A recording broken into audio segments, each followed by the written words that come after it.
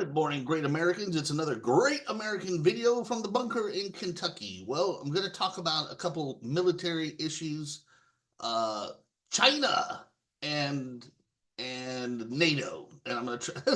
Those are big topics, man. But I just want to hit on a couple of what I think are important points. Now, to be honest with you, I'm not 100% sure that what I'm about to say is in line with Trump's actual policy, but I have a funny feeling that it is.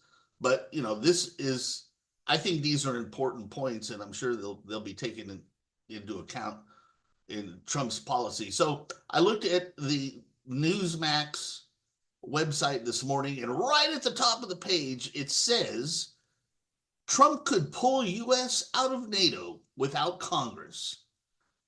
So look, let's NATO is one of those things that has sort of grown into this sort of folklore, which doesn't even represent reality, right? NATO, the mighty NATO. Oh, we can't let NATO go down. NATO, we need NATO. NATO this, NATO that. Fuck NATO. So first of all, NATO was put together to protect Western Europe from a Soviet invasion. Now, there is no more Soviet Union, and even though Putin is a bit of a troublemaker, I highly doubt that he is going to invade Western Europe, okay? Putin is not going to roll through, not going to gather up divisions of tanks and roll through Germany and France and across into Britain. It's just not going to happen. Stalin would have done it. Joseph Stalin most certainly would have done it if we had not invented the nuclear bomb, but that's a historical, and so NATO is necessary, but that's history, and that no longer counts. And so NATO, the purpose for NATO existing, the threat that brought NATO into existence doesn't exist anymore. Look, even if Putin was of a mind to roll through Western Europe, which he can't even roll through a little piece of Ukraine. Look, the mighty, vaunted Russian military is all jammed up into Ukraine. He ain't rolling through Western Europe, and those days are over with, man. I mean, come on. So, what else?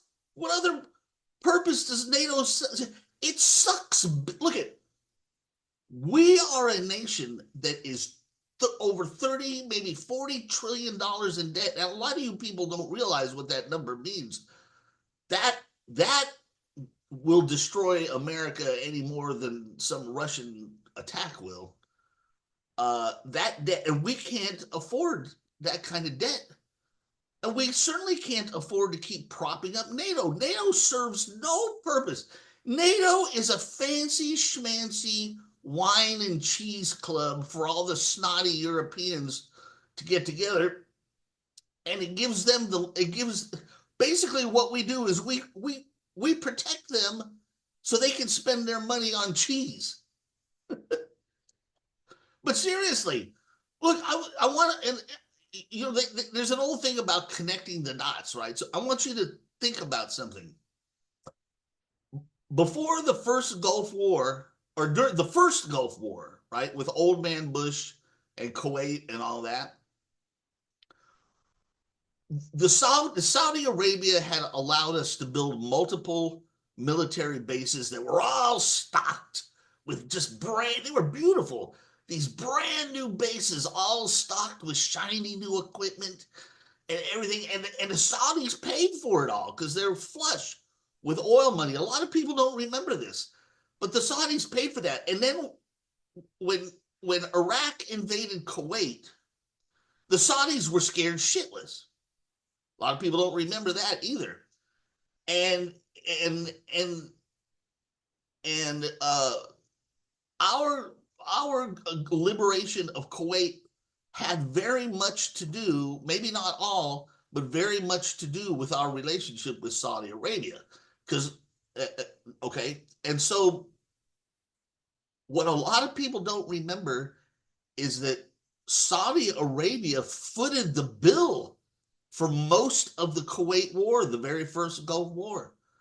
That's right. We were basically protecting them. I mean, in their eyes, we were protecting them from from Saddam Hussein spreading his expansionism and going into Saudi Arabia. Saudi Arabia really was scared of Saddam Hussein continuing past Kuwait and then going into other countries, including them. Saudi was scared of it. So Saudi Arabia footed the bill for almost the entire Gulf War. A lot of people don't remember that. So why am I bringing that up? Well, it's very simple. Think, connect the dots. Saudi Arabia was the one being protected, and Saudi Arabia footed the bill. Now think about NATO. Europe is the one being protected. Why isn't Europe the one footing the bill? No, we are footing the bill. We are footing the bill for this giant, lard-ass, lazy organization to counter a threat that no longer exists.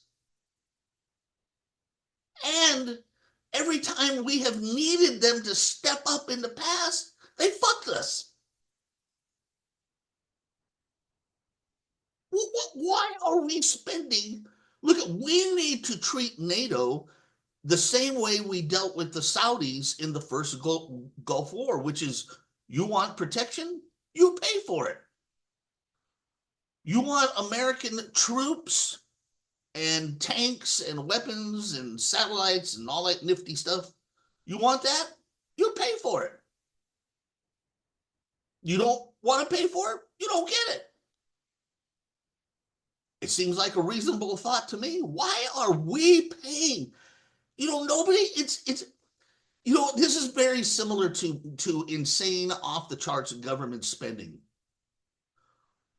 You notice how Democrats, their only answer is to raise taxes. They never stop to think about the spending. What are we spending money on? Why are we spending money on it? Are we spending, is there a lot of corruption? Is there a lot of redundant spending? Is there a lot of inefficient spending? Is there a lot of duplicate? Is there a lot of excess that can be cleaned up? They never think of doing what the average American family does, which is to, go through the budget and say, oh, well, we don't need this, we don't need that. Let's scratch that off. I don't need the sports package, right? I don't need to spend $500 a month on my brand of cigars, whatever. Scratch it off the bullshit.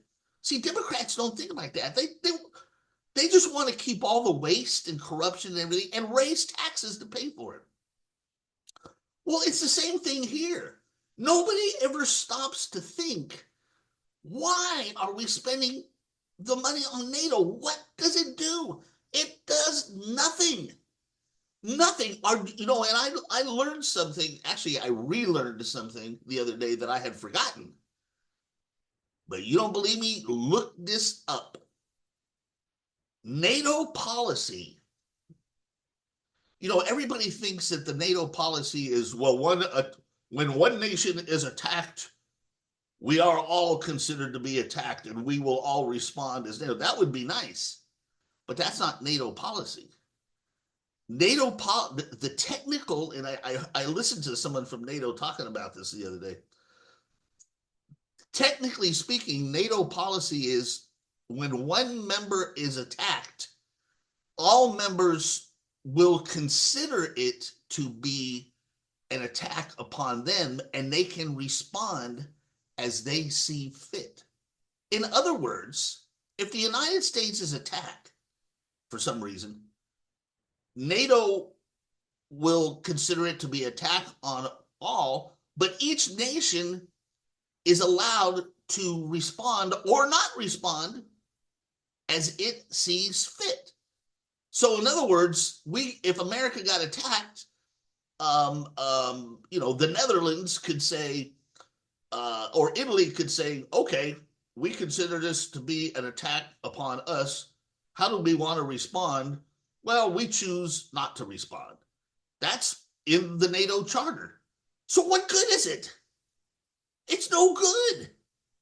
It does nothing. All it does is suck our money dry.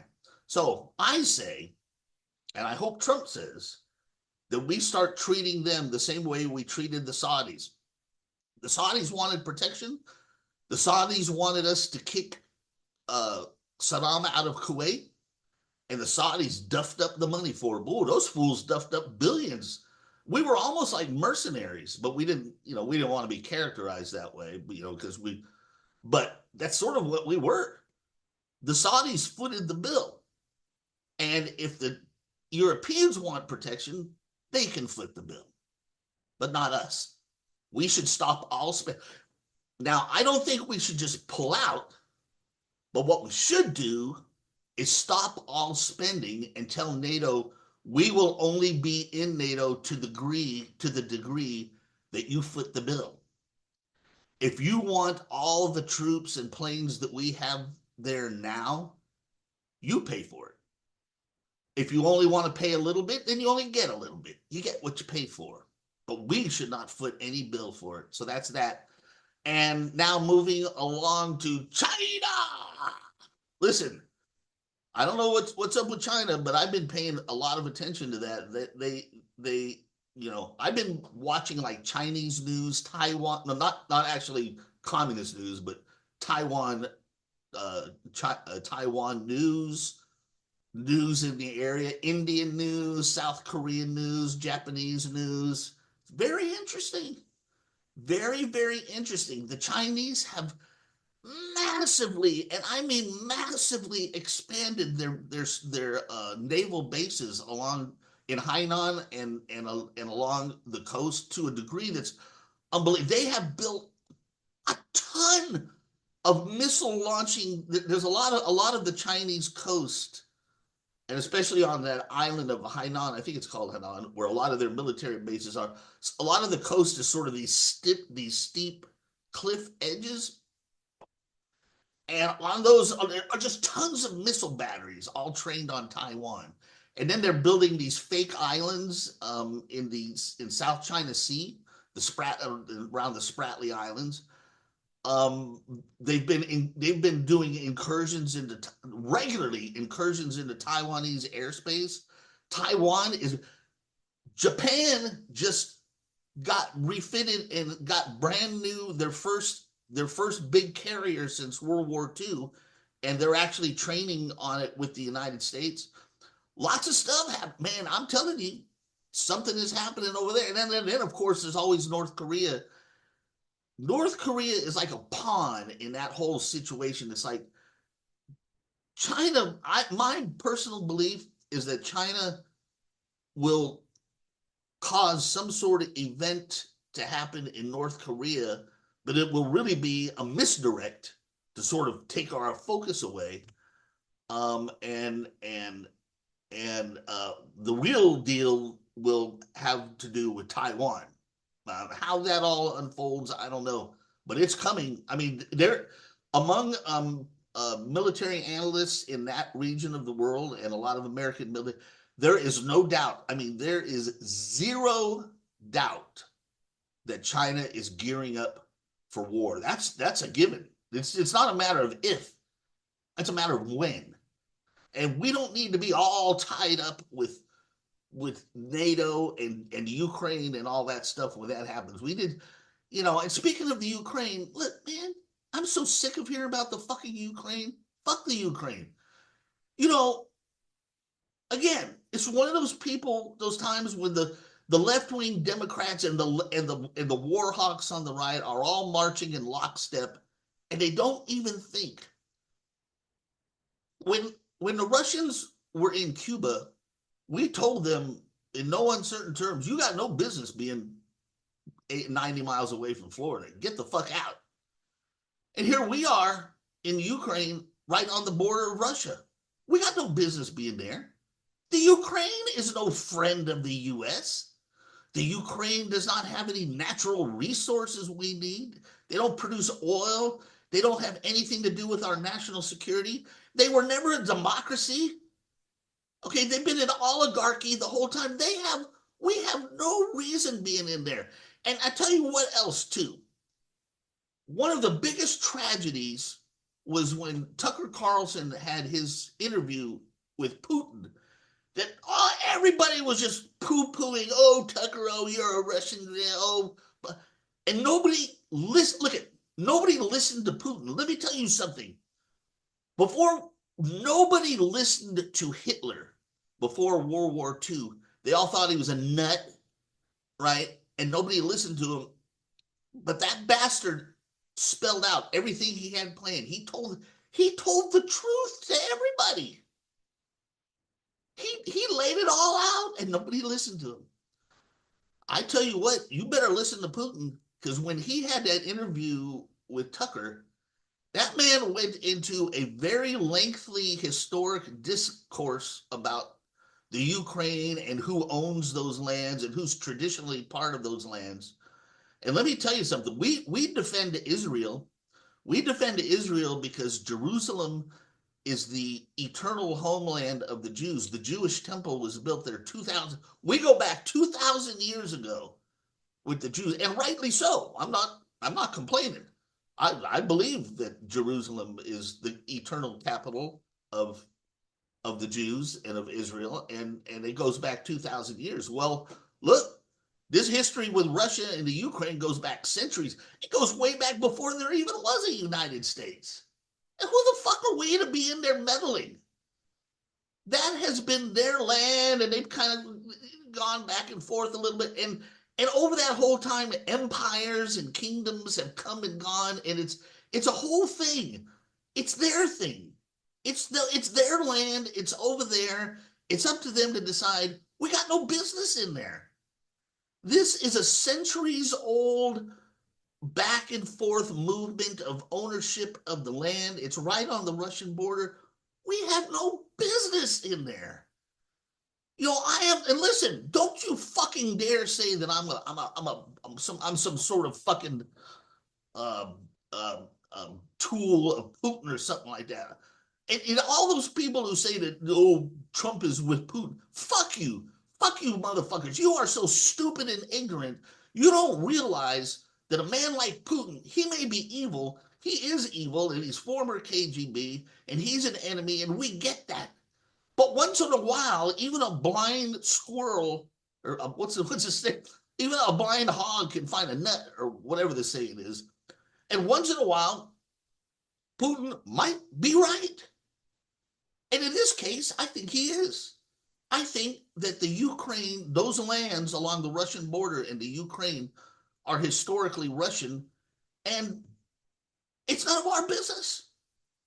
We are throwing billions of money in. We got to get the fuck out of Ukraine. It's none of our business.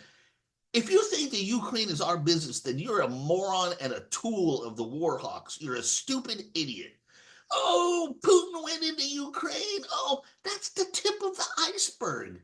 That is the tip of a 600-year-old iceberg of contesting lands and ownership and the sweeping winds of change of kingdoms and forces that have gone back and forth. And it's none of our business.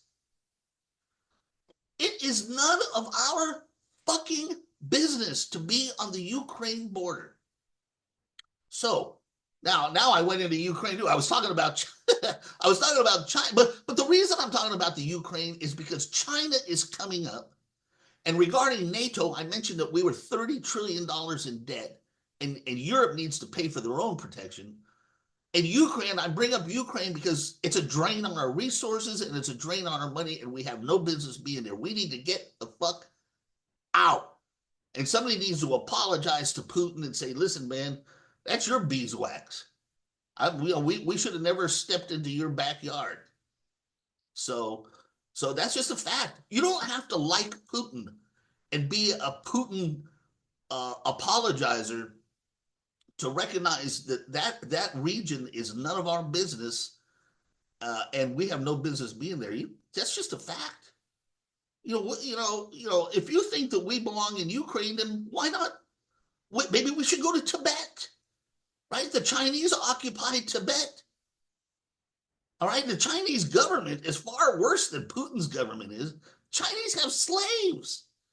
They're communists. They have slavery. And they're in Tibet. Why aren't we in Tibet? Free Tibet. If you want to free the Ukraine, free Tibet. Maybe Mongolia is next. Who knows? I mean, you just can't go into people's backyards and do that shit. So, so just to recap, the reason NATO came into existence, the Soviet threat of invasion of Western Europe no longer exists, and Europe should be paying for NATO. And if they want us to stay in NATO, they should pay us to stay in it, not the other way around. So we should spend no more money on NATO. That's just a fact. It doesn't, we get nothing out of it. Nothing. And Ukraine, get the fuck out. It's none of our business. Most Americans, in fact, I would say that 99.9% of Americans couldn't even tell you a piece of the history between the Russian kings and the czars and Queen Catherine and the ever evolving or ownership of that land. Americans don't know anything about that. How the fuck do you think we belong there when you don't know anything about it? Right? And the real deal is coming up in China. China is the next big deal, not only because of Taiwan, but also because of the economy and trade and all kinds of stuff, man. China is the big deal that should be the big focus. All right? Quit spending money on NATO. We don't have to pull out, but we should stop spending money on it, and we stay there only to the extent that the Europeans pay us to stay there. Get the fuck out of Ukraine. Focus on China and Taiwan. That is my moves for the day. So, again, I'm so happy that President Trump is going to be president again. He has always been my president. I have never even recognized the usurper Biden as the real president. I hope that the people who stole the 2020 election all get thrown in prison. I hope that the people who jailed the January 6th patriots who protested the stolen election, I hope all those prisoners get freed, and I hope all the people who jailed them are also thrown into prison. I mean, it's time to clean house, buddy. Anyway, that's it for today. I will see you in the next great American video. Adios, muchachos.